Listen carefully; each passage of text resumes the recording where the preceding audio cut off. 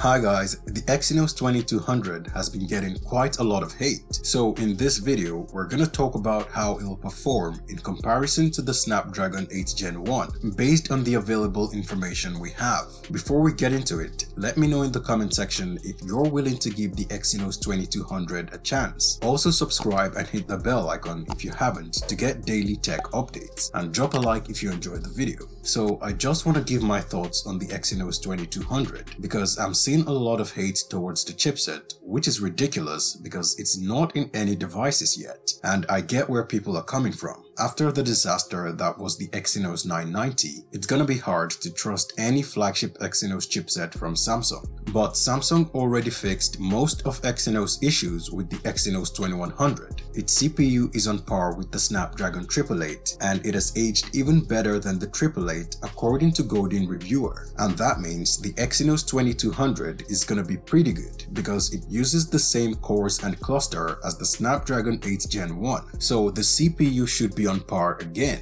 The difference is gonna come down to the GPU, its overall sustained performance, how it handles heating, and its power consumption.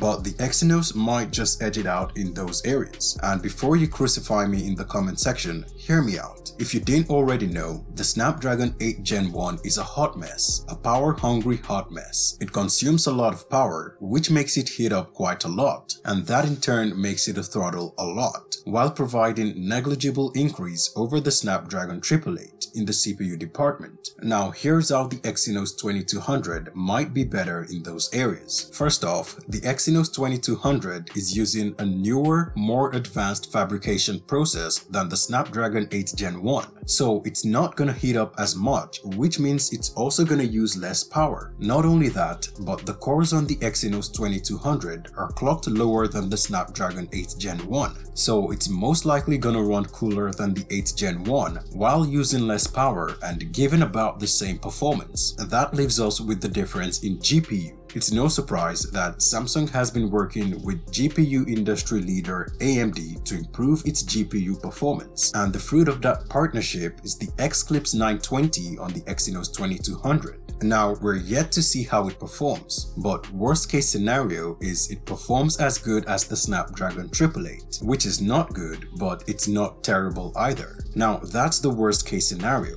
because it shouldn't be worse than the Snapdragon 888. If it is, then it's totally unacceptable. But I think the Xclipse 920 is gonna be a total beast, and I can't wait to see how it performs. Anyway, drop a like if you enjoyed the video, and definitely subscribe and hit the bell icon to get more S22 updates. That's all for me in this video. Thanks for watching guys, see you in the next one.